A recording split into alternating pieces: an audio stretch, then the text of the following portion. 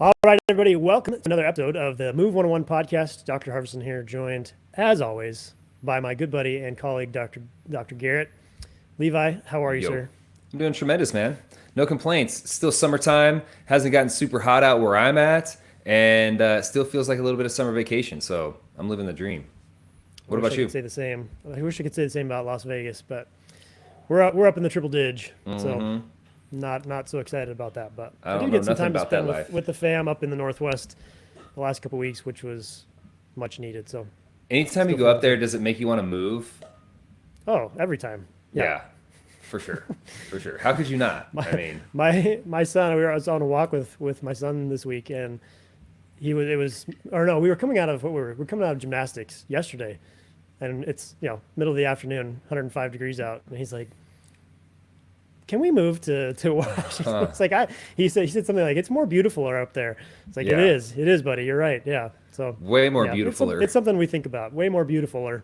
Yeah. So yeah, gave him a big high five on that one. But Mm-hmm. yes, it is something I think about, especially with looking at the Lake Mead bathtub line, Yeah. Oof. the old water Oof. levels. Yikes. Yeah. You gotta get him to start selling your wife on that. Like, come on, bud. You gotta start telling mom I that you know, want to move to the right? Pacific Northwest. You know? It's more so. I told him, I was like, hey, you talk to grandma and grandpa, see if they want to move with us, and then we're good to go. So There you go. There you yeah. go. Even better. Well, today, folks, I'm excited. Today we've got an episode dedicated to the idea of family legacy, and I'll start by giving credit to where credit's due. I found this idea on that wonderful website, twitter.com. And although I will say there's a lot of a dumpster fire there, you can pull out some good stuff here and there. So I don't actually follow this guy yet. This was something that I think it was a retweet from someone else. So I maybe need to check out more of this guy's page. But Chris Ladzuk at Chris H. Ladd had a tweet that I came across that I thought was really interesting. I took a picture or a screenshot of this, and the tweet was, get a blank book, ask each family member over the age of 50 to write down life advice that their descendants in 500 plus years should know, and then pass it down. And the idea would be it gets more valuable over time as more and more people write in this blank book and fill it with their lived wisdom. That book becomes a family treasure. And so I thought that was a really cool idea, something that kind of resonated with me. We look historically, and there's plenty of examples of families, of groups, of nations even that went from highly successful to a collapse. We've talked about the idea of that old saying that kind of cycles through, that good times make soft men, and then hard times make hard men, and which hard men make good times, and that cycle kind of tends to repeat. We tend to see that historically, and I've certainly thought about this. I know you have as well. We've talked about this a little bit, Levi, in terms of how do we better prepare our kids, and what do we do as fathers and husbands to prepare our families to be able to pass down wisdom so that our kids can live well as well. So that was kind of the genesis of this idea. That's kind of where we're headed today, is looking at what is the advice that our friends and family members, ideally probably over the age of 50, who've lived some life and have some things to impart, what are the things that they would tell their great grandkids? And so I'm excited to get into some of this and talk about some of this. I think at the end we'll kind of give our 2 cents as well for what that's worth. I will say, kind of as I've got a few disclaimers here that I'll add in as well, that this is a challenge. Like, taking the time to actually sit down and think about what you would say. Like, if you had the opportunity to actually speak to your descendants, what would you say? It's a challenge. We also tried to leave this pretty open-ended, meaning we let the people that we talk to interpret this question the way they wanted. So we got different things from different people, and that was pretty much what we were looking for, is to allow them to speak. And I think in a sense, like, you do kind of want to take all of it with a grain of salt, right? It's hard, especially for the listener, perhaps. I'll admit, another disclaimer, that this might not be the best podcast episode. I think the idea itself holds a lot of value. And I think it would be a really cool interview series where you sat down in a more of an oral tradition and asked these people, and then kind of tried to get into the answers and explain some of their answers a little bit further, rather than, today we're going to get into really kind of a bullet point list of some of the things that our family and friends have told us. But that's again, kind of my disclaimer is take this for what it's worth. We I think we could say we tried to ask the people that we respect and admire, and so we've already kind of narrowed this down a little bit. I don't know that we'd throw this out to anybody and everybody. Just because you're over the age of 50 might not be a good enough reason to impart life wisdom. But we'll leave that up to the listener to decide on what to do with that. The last thing I'll say is I hope we do justice to this. I want to say I really appreciate the people who gave us their input. You know, these are family members and friends of ours. And it, like I said, it takes time and it's a challenge to actually sit down and do this. And so for those of you who took the time to give us your thoughts, I appreciate you. Thank you for doing that. And I do hope that we do justice to what you've imparted upon us. So I'll kick this back over to you, Levi. What are some of well, I'll let you start in terms of, you know, I don't know if you want to say whose advice you're going with first here, but maybe some of the highlights of one of the people that you spoke to. Yeah, I'll keep mine a little bit more vague just for anonymity sake, I guess. But one thing I guess, because I feel like I try to look at things both ways, the positive and the negative of things. And the positive here is certainly just a great exercise to reflect, like you mentioned, to be able to impart wisdom, things that you learned, and then, but with that comes the things that you wish you did. And I think in some of that, there may be, in some of the advice or some of the thoughts or wisdom to pass down, it was almost like, and I even found myself as I kind of exercised or did this exercise, was I felt kind of regret, at least, well, so a couple things. For the older folks, I felt like there was some, this sense of regret, like I wish I would have done this. And so that's why they're passing down that knowledge. Like I didn't do it, so then definitely someone else should do it. And so there was like this feeling a little bit of regret. And so that's kind of the negative side of that. And I felt that too when I was reflecting on what would I want to pass down. It was the things that I wasn't really good at. But the beauty in that is that we get to change that. I can change. I have time to change. And quite frankly, so does the person over 50.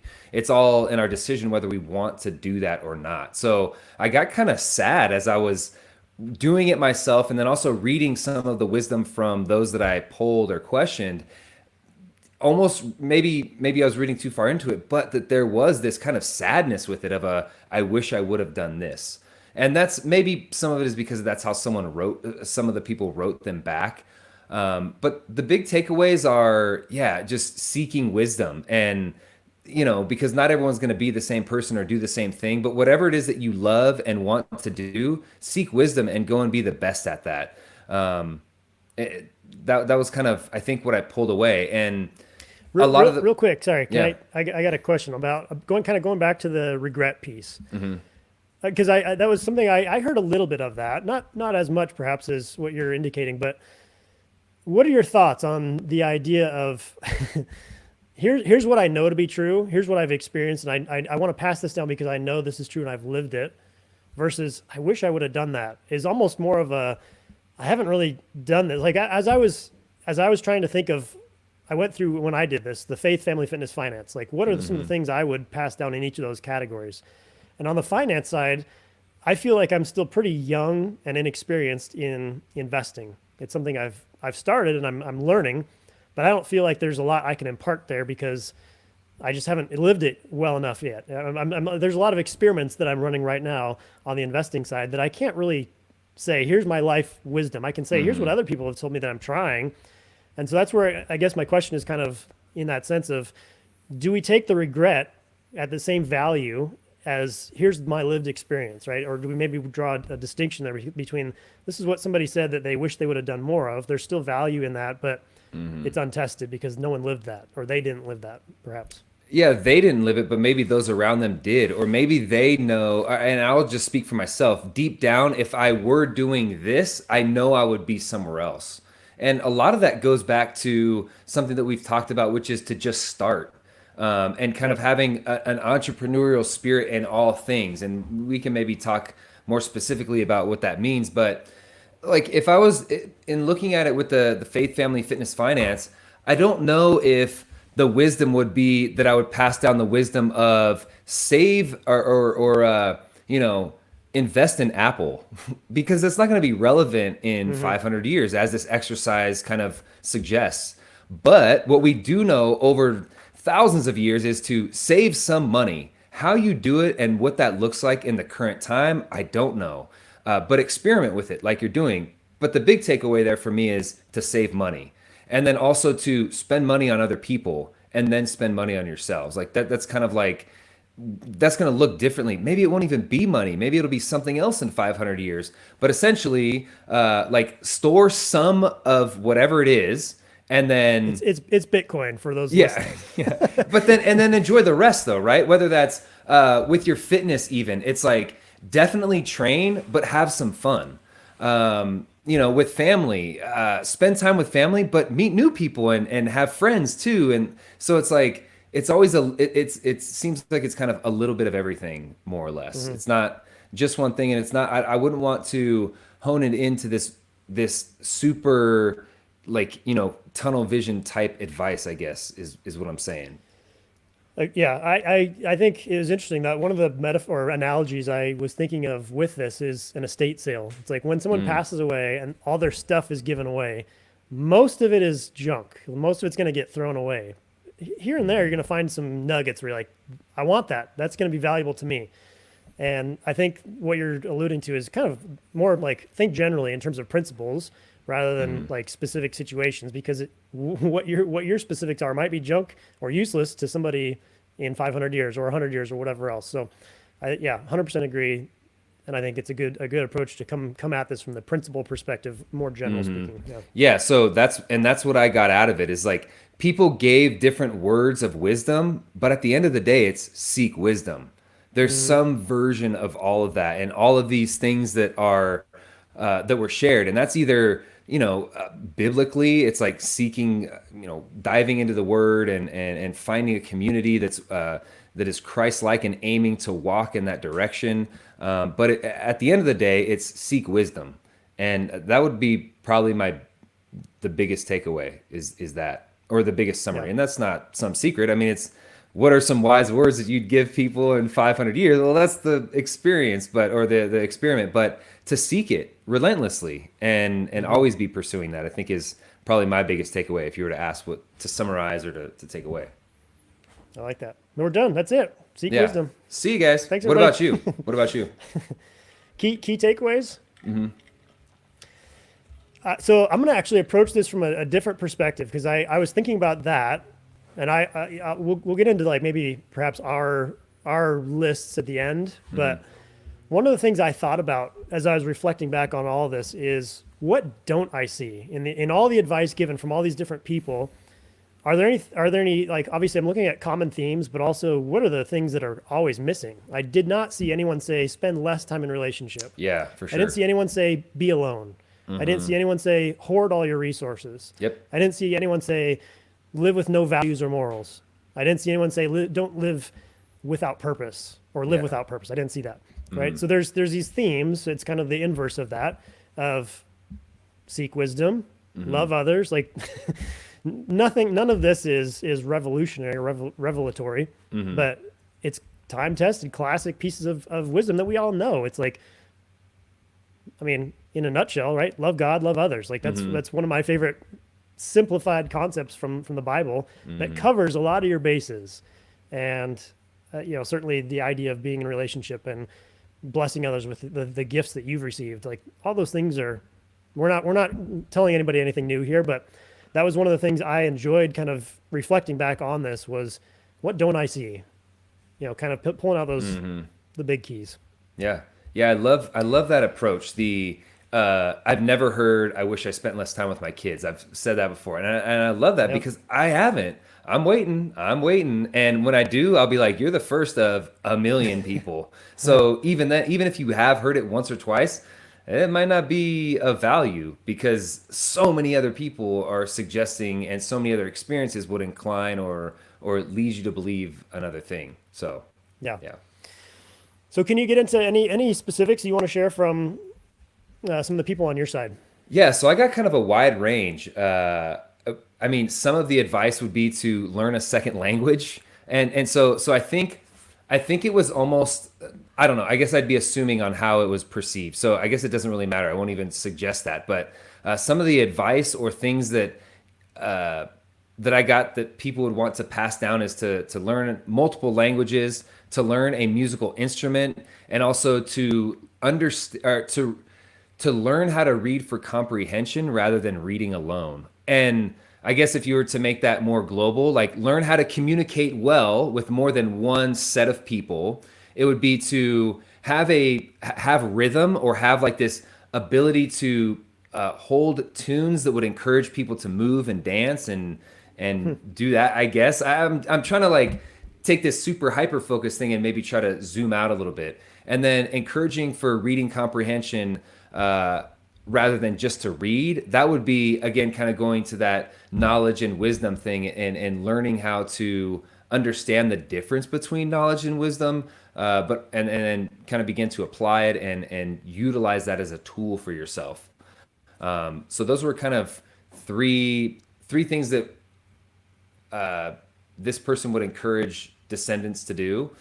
And then some other additional advice was there's 10 two-letter words. If it is to be, it is up to me. So kind of empowering ourselves, as we've talked about this before, where of course there's, things outside of our control, but then control what you can control. Don't focus on the things that you can't. And I talked a lot about that with firefighters this week in some of the lectures, but that's another topic. Always be early to work and stay late. So get there early, stay late. And that's just kind of work ethic if we're again to zoom out and kind of have this more global view on things.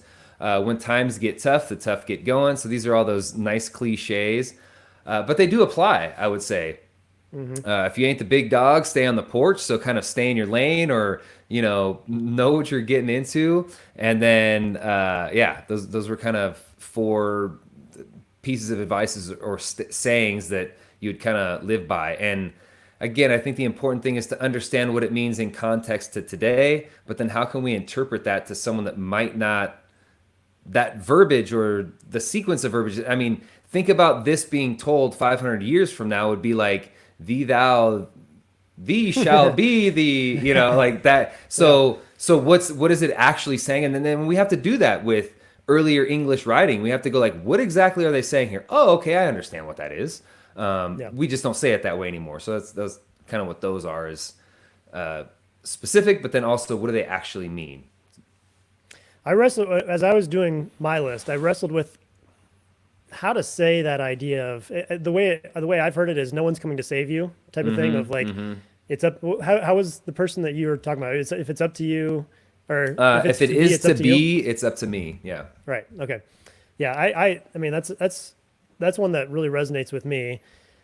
Just in the life I've lived so far, like that's a big one in terms of finding out like if you want to change something, like you can do it. Like that's, and then the pushback on that was, well, we live in a very privileged society, but we do, right? It's like if you're in, an authoritarian or like very like, I don't know what the inverse of freedom would be, but like, well, I do, but you get the idea. It's like not every society is built in a way that allows freedom of upward movement. So that's another thing. It's like at the end of the day, regardless of what society you're in, you can do something to at least try to move in the right direction. Whether you succeed or not, there are outside factors that play a part in that. We don't all start at the same position, and that's okay. But I still love that idea of if you want to change something, change it. It's up to you. 100%.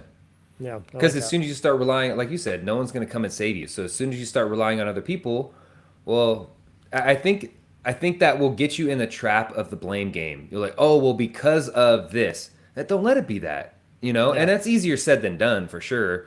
But what I was talking about with the firefighters this week is there are things that are in your control and there are things that are out of your control.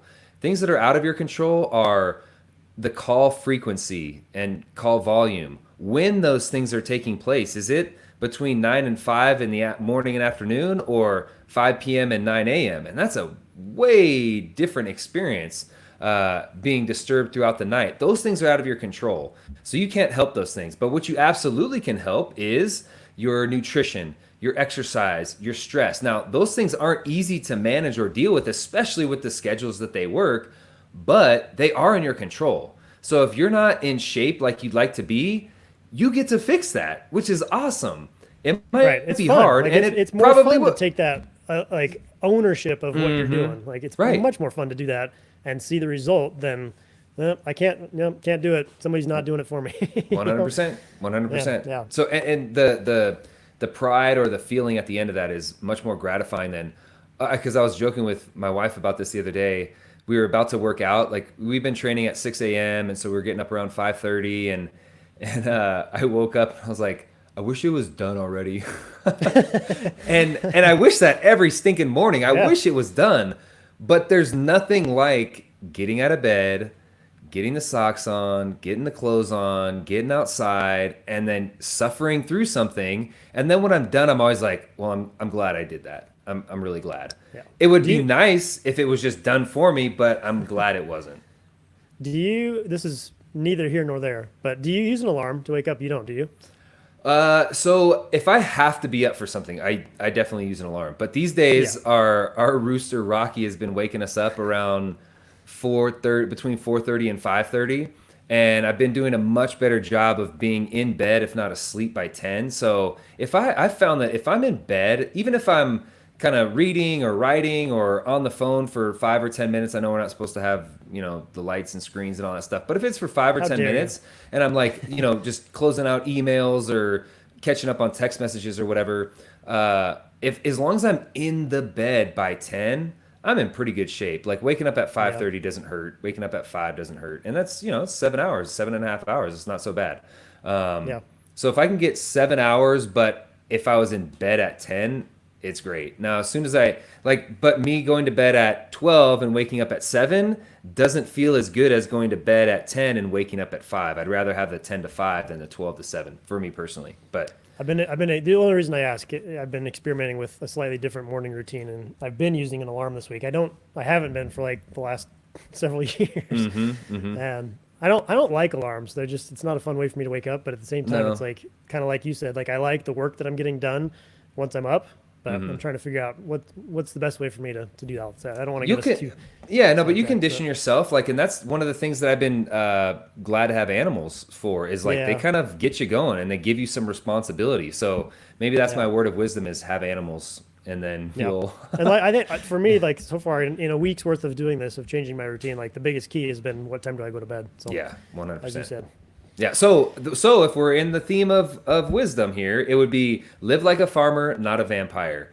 which means go to bed when the sun goes down, wake up when the sun comes up. Don't do the opposite. So yeah, there's a, yeah, a nugget or piece of wisdom for us, our descendants in 500 years.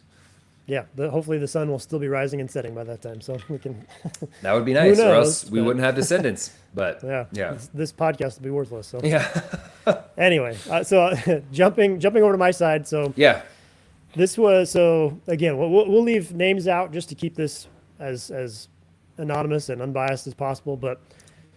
I thought it was interesting. This is just to kind of segue into this person's piece of advice here. It's interesting how some people focused much more on the descendant part of like, here's what I modeled in teaching my kids, versus other people, some who didn't have kids, it was very much more kind of focused on business or focused on the day to day that they themselves had. And so I thought that was an interesting distinction there in terms of like actually thinking through this exercise. A lot of it, I think, has to do with what do you teach your kids? What do you model for your kids? And that's not to say that's the only thing. Like I think there are a lot of other good pieces in there. But so this one is really quite focused on your kids and how to raise kids and raise a family. Spend time playing with your children and model love. We've talked a lot about the idea of your kids will do what you do rather than what you say. That was one of the things I actually had in mind as well. But along those same lines, expose your kids to different cultures and ways of thinking. Not everyone is as fortunate as we are in America, and in fact, most aren't. This is something I 100% resonate with in terms of seeing how other people live. I think there is a ton of wisdom to be learned from just watching other cultures, watching and being like living in a different culture for an extended period of time. You will learn a whole lot. And if you come back to America, you will be exceedingly grateful for what we have. So I really liked that one. Pick friends of good character. Listen to the advice of elders. Learn to write well. Have a vast wealth of interests and serve others. So there's a whole lot there, but I think the in a nutshell kind of idea from that would be not don't pigeonhole yourself. Like follow all these different threads of curiosity, and that's kind of a phrase I really like, is follow your curiosity and always be learning. Kind of that idea of don't be stagnant, keep moving. And then finally, be involved in your kids' learning and teaching them life skills and family traditions. Be purposeful and present. And that's so. Speaking of my morning routine, the idea of presence is something I'm trying to work more on with my kids, of not having phone or computer distractions when I'm spending dedicated time with them, because it is so easy for me to do half texting somebody or half answering emails and half parenting, and it ends up being there's a great phrase from Parks and Rec, I think, Ron Swanson, if I'm crediting this correctly. Don't half-ass anything, put your whole ass into one thing at a time. And so basically that idea with parenting, that's something that I've certainly found to be something. Well, I'll say this, something I need to work more on and continue working on is whole-assing my parenting. So that's something I'm trying to set up more boundaries with. Yeah. Back to you. What else? Yeah, I think as I hear that, it's definitely a pursue knowledge, pursue wisdom. That's one of the things that it continues to come up. Something that was shared was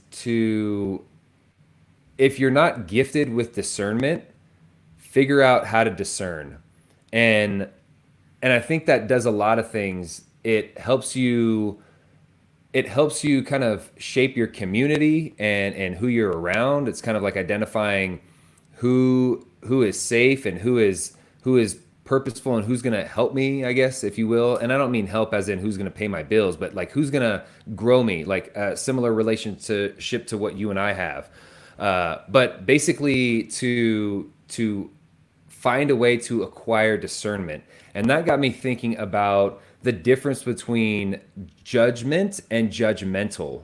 And I think those are two different things. And I don't know if this takes us on a tangent or if it's an opportunity to kind of elaborate on some of this or see how we can at least stretch out this idea of the difference between judgment and judgmental. So if I were to ask you what the difference between judging and being judgmental are, would you have a response to what that is? Or like, is there a difference to you? Yeah, to me, the difference is judgmental I see that as looking down, kind of like, I'm doing this the right way, you're not, versus judgment is discernment on an even playing ground, where it's like, I want to keep this, I don't want to keep that. Kind of, weeding out the good versus the bad. Yeah, and that's kind of, to me, that's the same thing. And that's kind of this, a healthy version of the same word. So the root word is the same, but when I'm healthy or when we're doing it the right way, we're able to discern or to judge, like, is this the right thing to do? Should I pursue this? And so on and so forth, versus being judgmental, which tends to be a little bit more negative and just kind of doesn't get you on a path for success, I don't think, when you're being judgmental. But that was that. So that was. It's also very much in contrast to a lot of what we've heard about this idea of continually learning and following curiosity. It's like you have to have a pretty big degree of humility to say, I don't know this, I would like to learn more.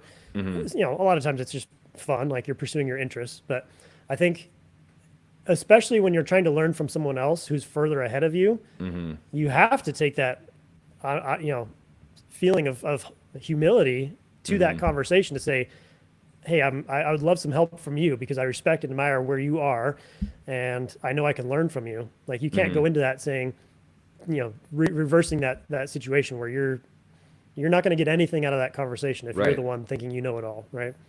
For sure. And I also think about questions. How do we use judgment as a tool for the 4Fs, the faith, family, fitness, and finance? If I am using judgment, then I go, okay, this seems like a good pastor. He's, sharing, he's integrating the Bible and like he's doing the right things, versus going like, ooh, this guy is a cult leader or something, because that's real. That's a real thing. Like in our faith, we have to be mindful and guard our hearts towards, false prophets, essentially, and being mindful of, is this dude a charlatan or not? So we have to be able to have judgment and discernment. But we also don't want to be judgmental where we go, whatever, this message doesn't apply to me. I can't learn anything from this, and so on and so forth. So, I think it can, that concept or theme can be applied to our 4Fs and then just everything in general as well. Yeah. What about another one for you? Yeah, I'll jump into another one here. So, leaving a legacy means giving something that will be valued and treasured by those who survive after your death. So, kind of similar to the idea of the estate sale, right? It's like we're thinking of big picture principle ideas rather than a specific idea here maybe, but it requires thought to ensure that any items that have meaning to you will also have meaning to those you designate to inherit them. A true family legacy encompasses the values and passions that fuel your family. It's perpetuated through family stories, your family's belief about what is valuable and true, and how you live out those values on a daily basis. Give of your resources and time. You and those you reach will both be better for it. So again, very big picture, but I think the main thing that jumps out from this person's insights here is what is valuable and true to you and your family, and how much time are you spending on those things? And again, self-reflection tells me I need to do a better job of spending time on the things that I say are valuable to me and actually living that. I mean, we've talked about many times and already said it in this episode of when we are teaching our kids, it's what we do, not what we say. And as I was talking to my dad about this idea, this family legacy idea, and looking at some of the things he said, we're very much in line with what we did. And I as a dad now myself, I find myself repeating a lot of the things that he did. Mm-hmm. And I don't remember what he said 20, 30, 40 years ago. I'm not 40 yet, almost 30 plus years ago. I remember what we did. And those are the things I'm copying. And so again, the idea of finding your family's beliefs and values and what you say is true, and then live that out on a daily basis, I think is an important kind of self-reflective reminder.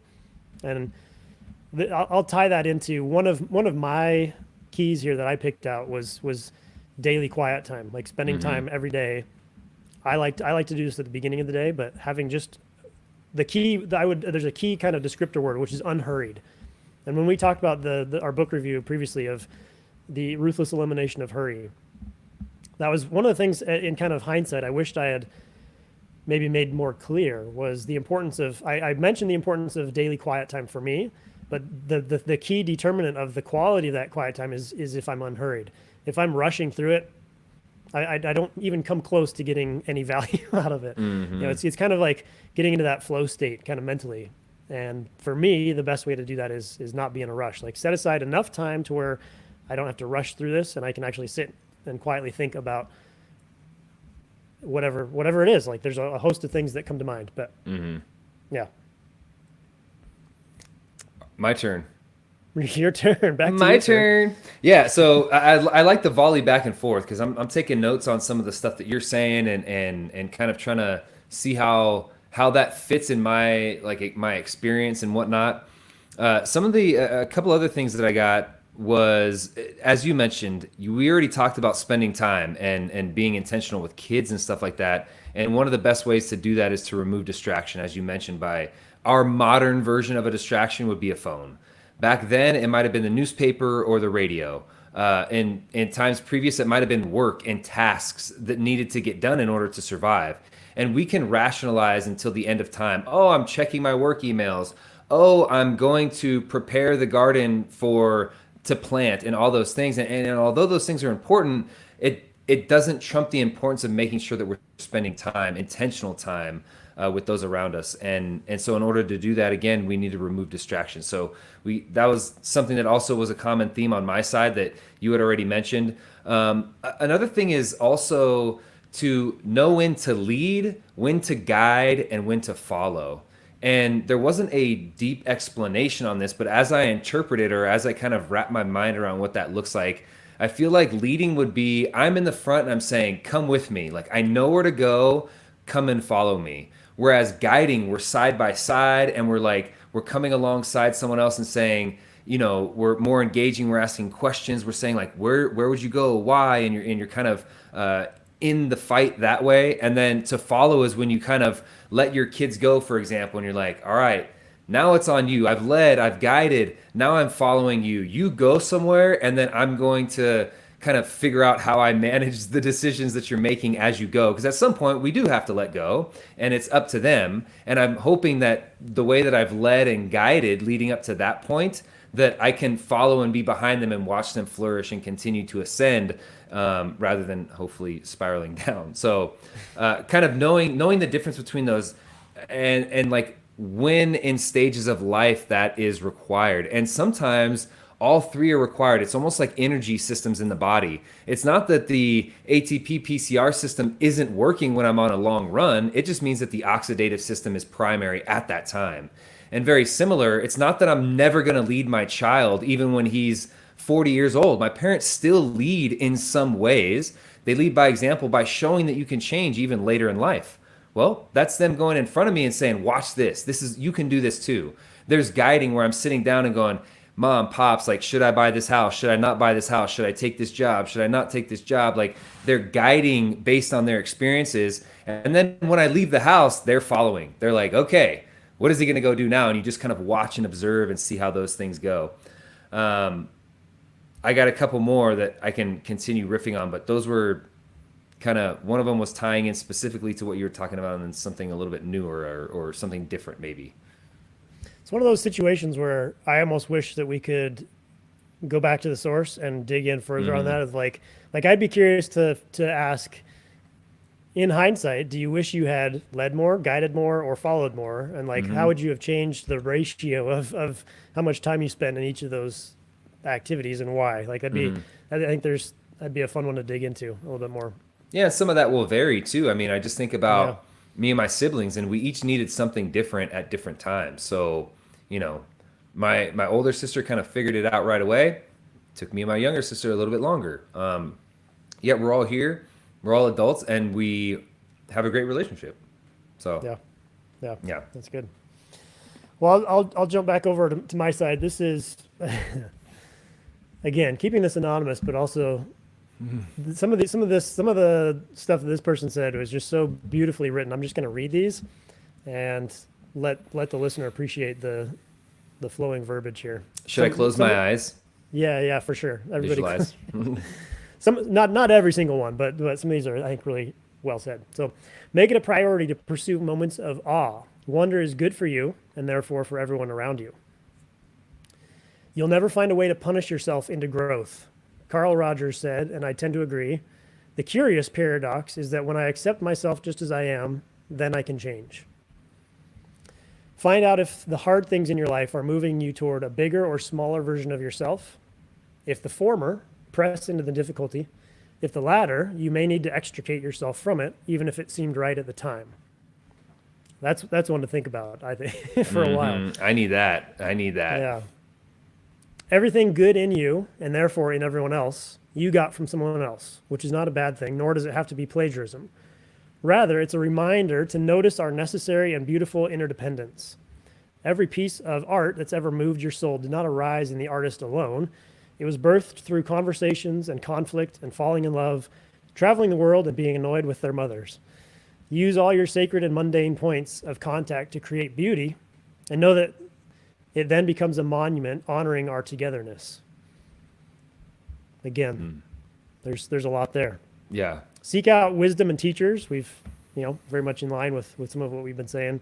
Pay close attention to where you feel you belong and to whom you belong. I feel like, I don't know about you. Maybe this is a quick moment of pause and question. Do you find as you've aged, you have a better sense of kind of where your energy is going, and basically kind of listening to your gut, I guess is one way people say that, but almost maybe like refining your gut and kind of basically how in tune you are with whether you should do something or not? Yes, but it doesn't mean I'm good at it. And I'll leave it at that. Well said. Yeah. I feel like that's kind of one of the arts of growing and aging and living life well, is learning how to discern, like discernment, right? Is discerning the different emotions and things that we experience. But that's certainly something I wish I was better at when I was younger, is listening to my gut and kind of paying attention to where my energy was going, I think is the way I would describe that. I'll continue with this same person here. Spend as much time alone in wild places in nature as is humanly possible. Agreed. Tennyson was right. It's better to have loved and lost than never to have loved at all. Though to love after losing is a choice made vulnerably, which is to say courageously. Above all, be excessively gentle with yourself, which is a quote from John O'Donohue, a poet, a class of people I recommend you read a lot of for no reason more impressive than they may make you exhale more slowly. I butchered that, but still wise words. So I really liked the way a lot of those were written. Yeah, I mean, there's a couple in there that I'm going to need you to send me the list of whoever that came from, because there's a couple in there that were the oh yeah, all right, like a no doubter, you know. Yeah, just kind of like this makes sense, you know. This that resonates and connects with me for sure. So yeah, there's a few of those in there. It's also interesting, I think, hearing people's insights and knowing the life that they've lived. And seeing kind of the trajectory of that and like, I don't know, a lot of not just this person, but a lot of the people I talk to, I think it tells me they did this right, this exercise, when I see a lot of parallels and overlap between the actual life they've lived and the words that they're choosing to say. And it's like, to me, that's wisdom, right? It's like, it lines up. It's like, I know that's real. And I think there's something cool about that.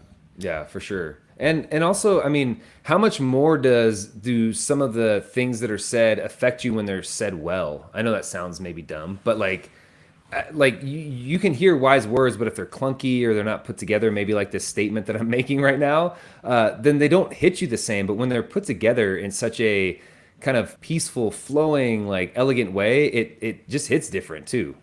And that was the reason why I'm saying that is because what was written was well said, I guess, is what I'm trying to say. Yeah, I feel like we could cut out the banter and a lot of this would be landing better. It'd probably be pretty good. Yeah, for sure. A couple other things that stood out for me were confidence, making sure that you have confidence. And I think a lot of that is starts probably at a young age, but it can be refined and developed if it's something that it wasn't a strong suit for you early on. And then also figuring out how to balance life. Like life is a balancing act, no matter what, no matter who you are. So figure it out as quick as you can, how to balance the things. For instance, you know, being intentional with your kids and spending time and being present and all that stuff. So those were the last kind of couple big, brief but big concepts pulled out from another one of the pieces of feedback.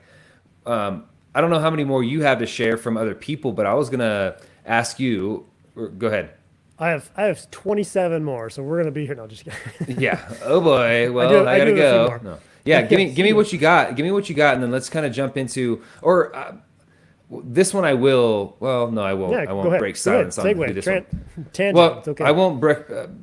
This is someone else. I was gonna kind of jump into kind of what I pulled out of here too, or what I thought about it as I was.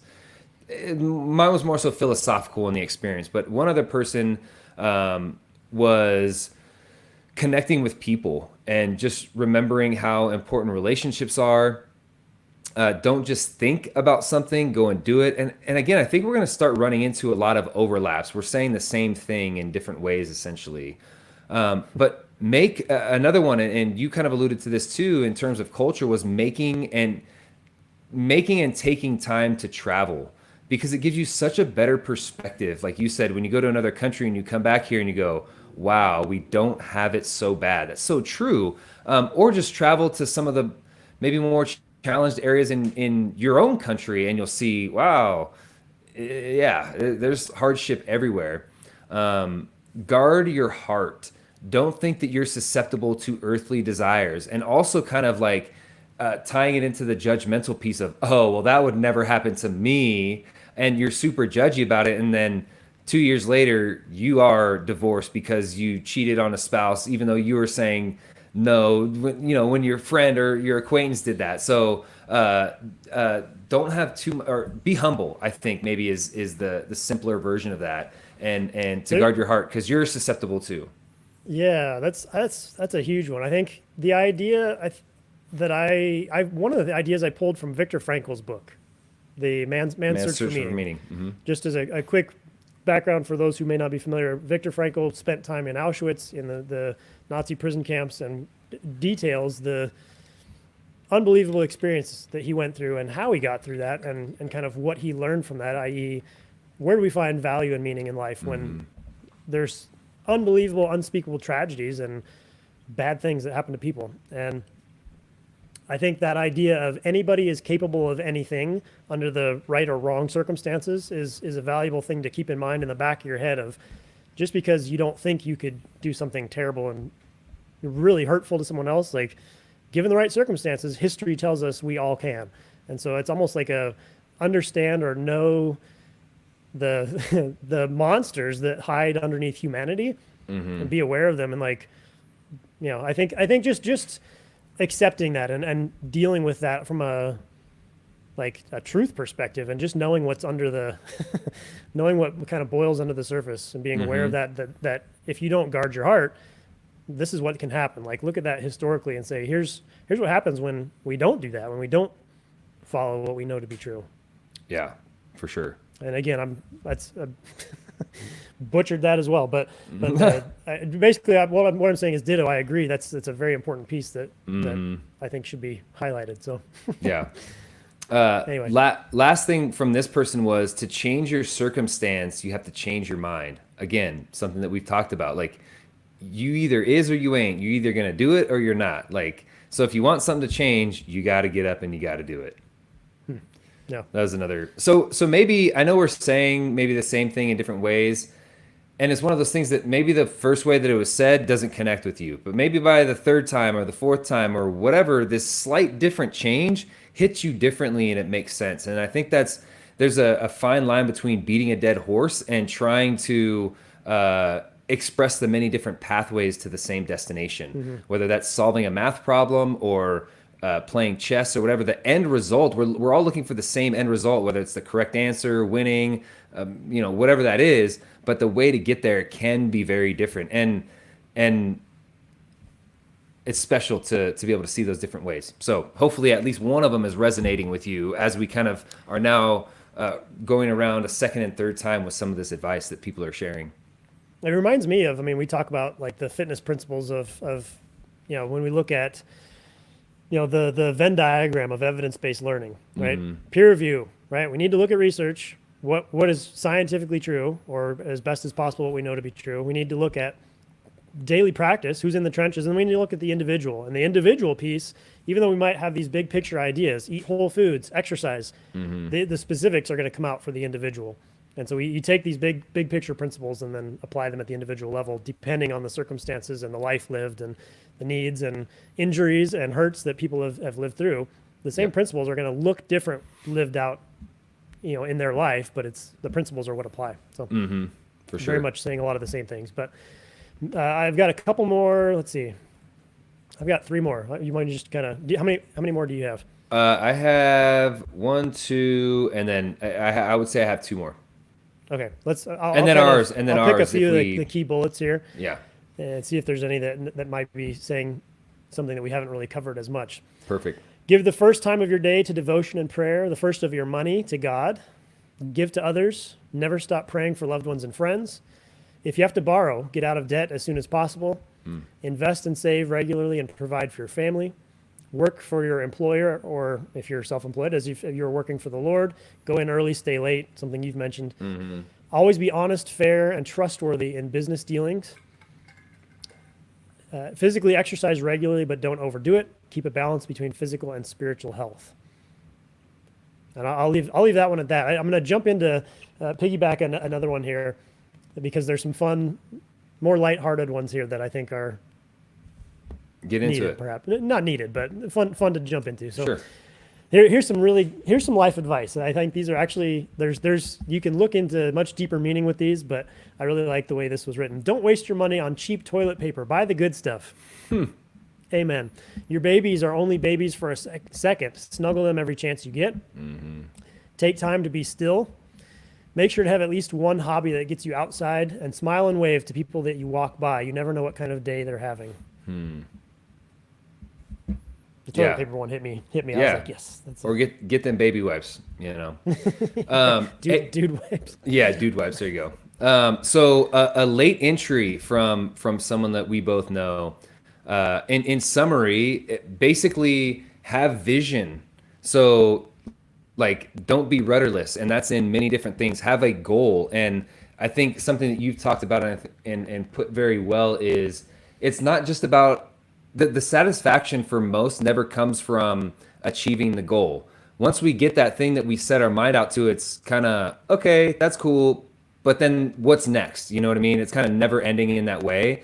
And so it's more so finding joy in the process, as you've mentioned, but have a goal so that you can enjoy the process. So it's not to say that you should be goalless, because we're never satisfied, but it's find the goals, and then from there, enjoy the process and do that. So having vision, setting goals, like that kind of thing. I don't think we actually mentioned that yet.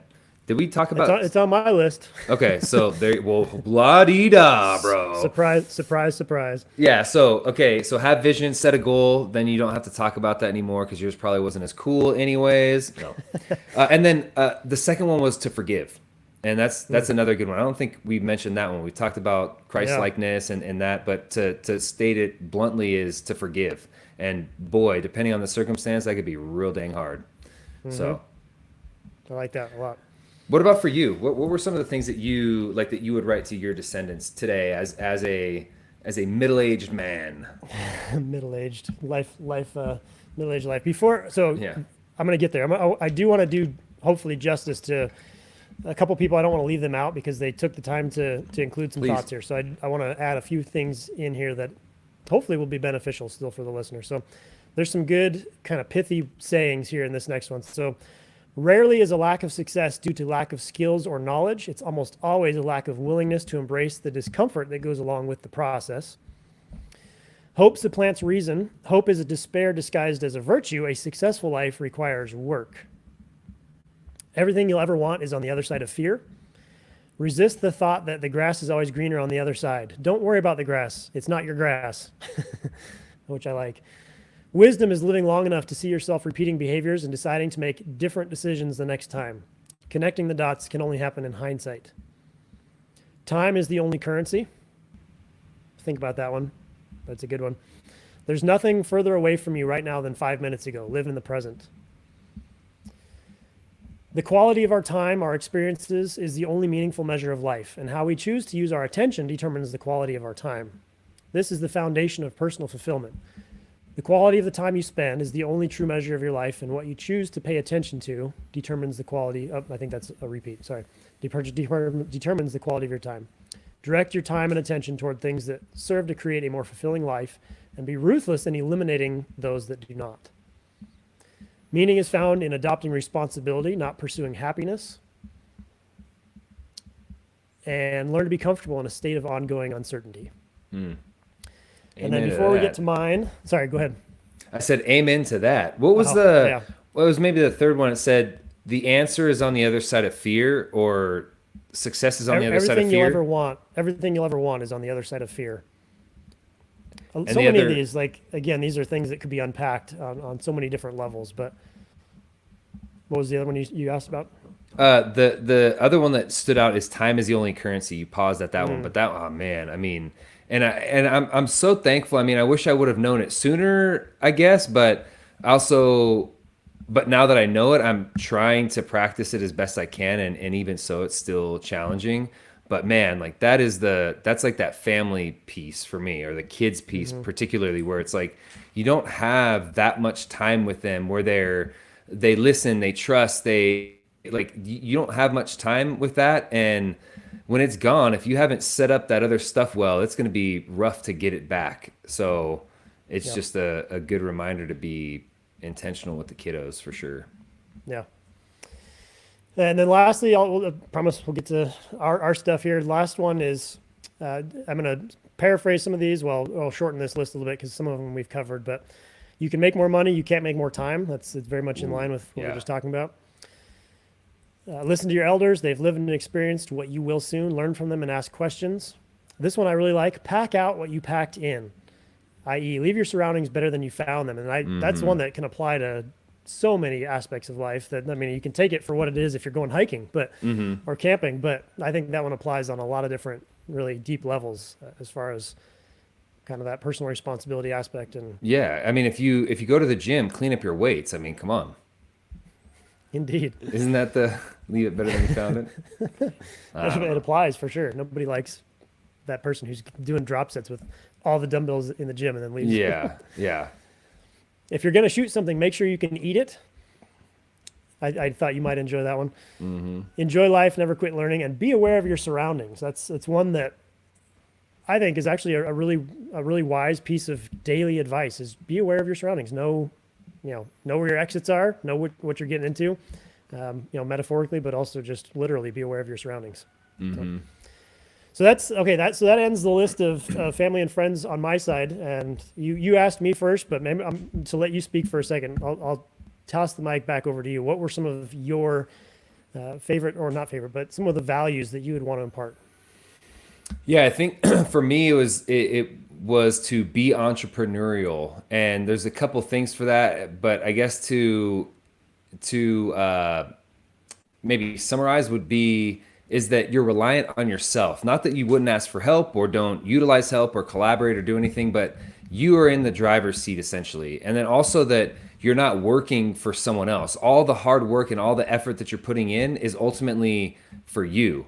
Now, whatever it is you're selling, doing, or otherwise, you're helping others potentially, or at least you would hope with whatever endeavor it is that you're doing, but that you're not doing all of that hard work for someone else, that it is for you. And I think that's something, again, as I talked about in the very beginning of this thing, is things maybe more out of regret. I love my job. I'm super thankful for it. And you and I have talked about this a million times, but there's a difference between someone that's entrepreneurial. They're able to just go they're able to go. And it seems like they're able to call to action with a little bit more reckless abandon, where as I might think about and kind of paralysis by analysis and then never get something off the floor, someone that's entrepreneurial just kind of, they figure it out and they go and they do it, and they'll address the issues as they go. And then, there's wisdom. Hopefully you're learning from those things so you're not making the same mistakes. But the ability, the willingness to just go seems a little easier, or not easier, but they're better at doing that, I guess is what I'm trying to say. Connect with people, develop community, invest in your community. Those any version of connecting with people and creating culture and community is huge for me. Help others, but don't always put them first. I have a problem with this sometimes. Like I have a million projects that I want to do around my house, and I'll distract myself by saying, "Oh, I'm going to go help my neighbor mow his lawn," and then I'm not getting the stuff done around my house. It doesn't mean that I should never mow their lawn, but get your stuff done first. And I kind of think about that as the analogy of, you're on an airline flight, and when they go through all the emergency stuff, they say, put your mask on first and then put everyone else's on. And that's kind of what I need to do. And of course, I think there's people that probably put their mask on and then they'll tighten it. Oh, it's not tight enough. Oh, then they'll do it. And like they'll spend so much time on their own thing that they don't have time to put someone else's mask on. So as some of the other advice that we've gotten is finding a balance.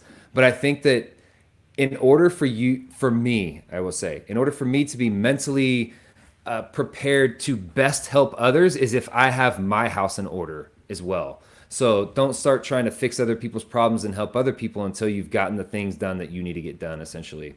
And then lastly is to be brutally honest with yourself. Don't cut the corners. Like, be ruthless. And again, there's a balance to that. You don't want to self-hate, but you don't also want to pretend like you're so cool and you got it all figured out. So if you're ruthlessly honest with yourself, but have grace and forgiveness, I think you really have a chance to do something. So Go back to the first one about entrepreneurship, because that was something I thought about as well and didn't know how to say this. But one of the thoughts I had was we've experienced a lot of this in some of the things we've built academically. And at least for me, the idea was kind of the thing I was trying to kind of wrestle through was it's okay to work for somebody else, but it's more fun to work for yourself. is kind of, and that's something I learned late in life, and I'm still trying to figure that out. So I guess, so my question to you more so is, do you think everyone should be entrepreneurial? And yeah, I'll leave it at that. Do you think everyone should pursue some aspect of entrepreneurship, meaning kind of the create something yourself? Like don't just work for somebody else forever. Yeah, I would say short answer is no. Not everyone is entrepreneurial, but I guess the entrepreneurial spirit could be just finding a hobby and something that you like to create. Even if you don't go and sell that thing and become an entrepreneur because you're selling and making money, find a hobby, I guess. And so it's not just entrepreneurial from the standpoint of, how you make your living, but have an entrepreneurial spirit where you're kind of more courageous and willing to step out and go and take a chance on yourself. Like that's the thing that I always, kind of beat myself up for is, I mean, I've spent more than a decade going to higher education, and it's like, did I do that for myself or for someone else? And I kind of say that I did it for someone else because I'm working for someone else. And the reason why I'm doing the jobs that I'm doing is because I went through all this school. So it's kind of like, oh, I think I actually did that for everyone else, not so much for me. And did I chase curiosity? Yes. Did I learn? Of course. Did I meet some great people along the way?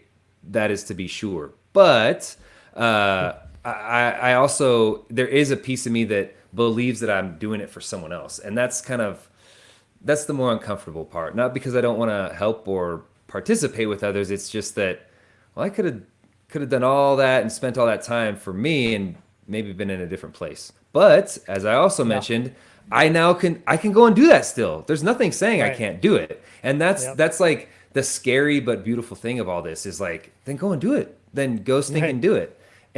But that's still scary, man. And that's what it kind of makes me think of is the system, right? Really, a lot of the academic system is built in this very, here's the steps you follow. You go to school for these many years, you get your degree, and you go work for somebody. And it's a kind of a safe system. It's not to say it's always going to work for everybody, but there's much more unknown in the I'm going to go create something and it's sink or swim. It's on me.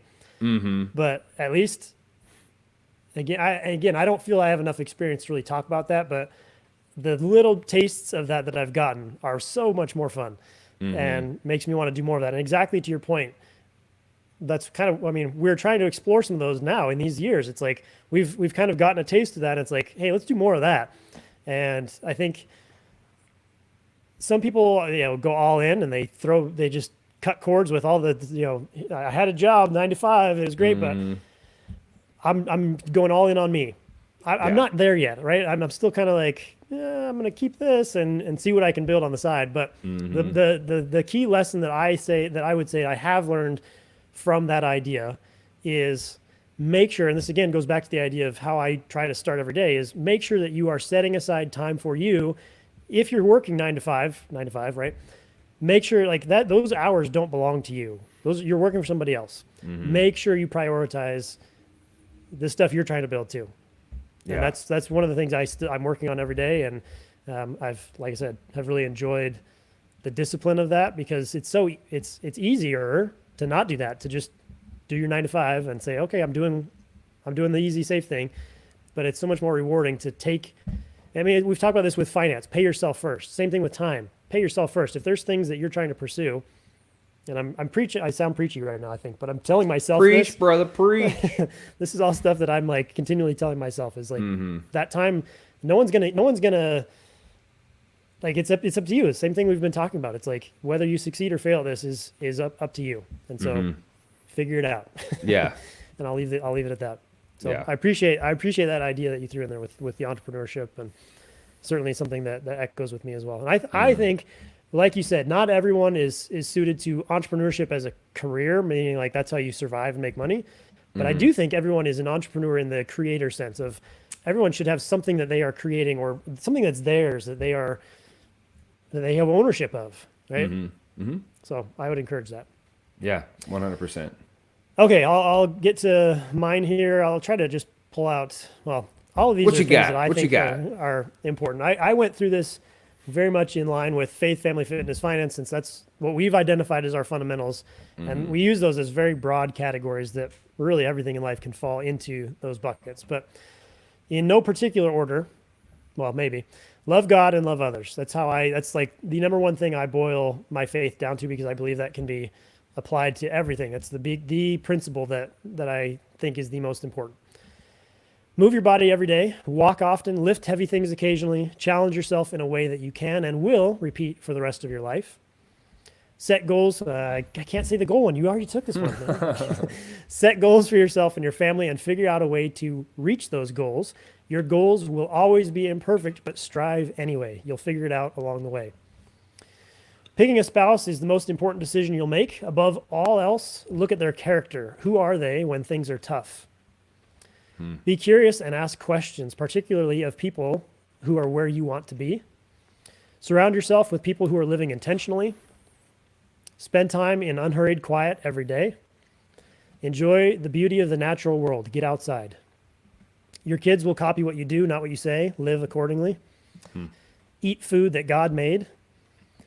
Sleep is more important than you think. And live below your means. Prepare for tomorrow, but enjoy today.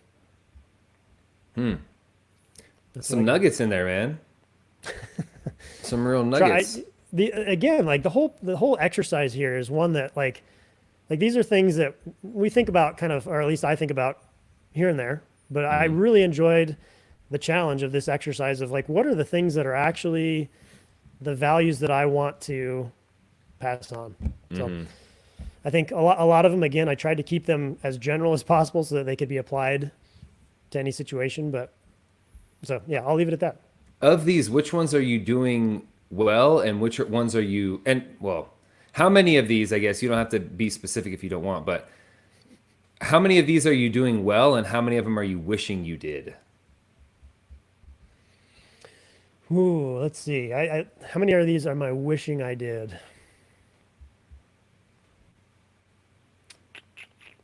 I mean, to a degree, I could say all of them I need to do better, for sure. Yeah. Like I've not mastered any of these. I think all of them are things that I am actively trying to do consistently. Like I don't think there's anything on here there's nothing on here as I look at this list. There's nothing on here that I feel guilty about saying like, oh, I don't do any of that. Yeah. There are things I could absolutely do better and things that I am trying to do better. And disclaimer for this and every other episode we do, none of this is, hey, we figured it all out. Here's, we're going to bless you guys with it's not that at all. It's, here are the things we are trying to learn and figure out along the way. Yeah. We hope this is helpful. Yeah. So same thing with this list, man. I'm trying to do all of these things. I could do all of them better for sure. Yeah. But that's the fun of it, right? It's like, again, the whole reason I like goal setting is here's the target. Figure out a way to get there. I'm going to fall off the wagon and slip and fall and scrape up everything, but I get to keep resetting and keep readjusting that target. And to me, that's one of the most fun things of life is pursuing something and adjusting along the way. So, yeah. Yeah. It's beautiful stuff, man. Huge. Let's see. Was there any do you have any like wrap up questions? I've got a couple maybe, but I think we've gone through most of this. I mean, I feel like we're starting to get into the circle mode here a little bit of kind of like, all this is great, you know what I mean? Is there maybe one thing from either, if you could pick one, maybe not the most important, but what one like kind of stood out to you the most, I guess, of all of them? I'm biased towards mine probably. These are so if I'm excluding my own, the biggest things, like again, if I circle back to the idea I presented in the beginning of what don't you see, kind of the inverse, right? It's like, again, reverting back to what do you see? It's relationships, like being with people. I think all the human needs, right? We are emotional, we are spiritual, we are physical, we are. What else? Social, like all these things need to be addressed in a healthy life, and that's really what we're trying to do with this: is educate people on how to live healthy lives, and hopefully get into some of the things that we're trying to learn, and get into things that experts are telling us. But that's the biggest thing to me. The biggest number one thing is relationship. I would say that's the thing that kind of seems to stand out the most. And as I as I hear you speak about like, hey, you never get to somebody's end of life deathbed scenario and they're, I wish I didn't spend as much time with my kids or other people. Everybody's saying the same thing of it's about how do you impact other people? Yeah. That's it. So there's a lot of Yeah. details and specifics we can pull out along the way, but I think that's it. Yeah. Yeah, for sure. For me, it was just time, like just the concept of time. It's weird how time never changes.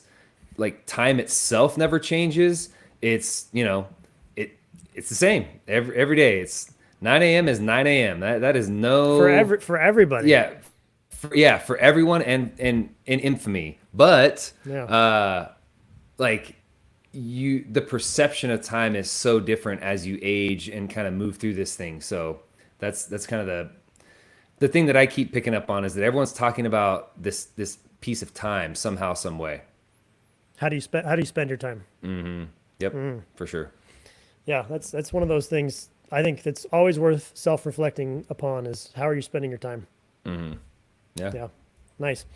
Well, one of the things that we want to continually make sure that we're doing with each episode is making sure that we're giving you, the listener, practical steps you can take today to improve in faith, family, fitness, and finance. So I'm going to leave you with two things that I think would be things you can move on, right? Today. Number one, spend time with your elders and seek their wisdom. Number two, think about your own family legacy and this exercise. What's important to you and how can you do more of that or share it with your kids if you have kids? How can you live out the legacy that you want? And so that's what I would encourage you as the listener to do is talk to those who have gone before you, learn from them, be humble in that approach, and then spend some time. I would encourage people to do this exercise. I certainly thought it was a valuable exercise and would encourage people to at least do it for the sake of trying to use it as a learning exercise. So those are the two things I would pull out on ways that you can move on or take some action steps from what we're talking about here today. Yep. Just get it. Do something. Get after it. That's right. So as a final note, for those of you who are listening to this podcast, we appreciate you. If you found any value in this today, please, one of the things you can do to say thank you is leaving us a 5-star review on Apple Podcasts or Spotify. That actually does help us out a lot as we are trying to impact more people and grow this and reach more people. If you didn't find it helpful, on the other hand, we still want you to leave a review and let us know what your feedback is. That's actually something we, as teachers, really, really appreciate. Every session we finish up with student evaluations, and some are more valuable than others, perhaps. But that's one of the things I always say is I want to know if there are things that you, the listener, would benefit from. Please let me know. Like we're trying to make this impactful and helpful for the people who are choosing to spend their time with us. And so please let us know what those pieces may be. Other than that, we appreciate all you who are listening, and thanks so much for spending some time with us. Ciao.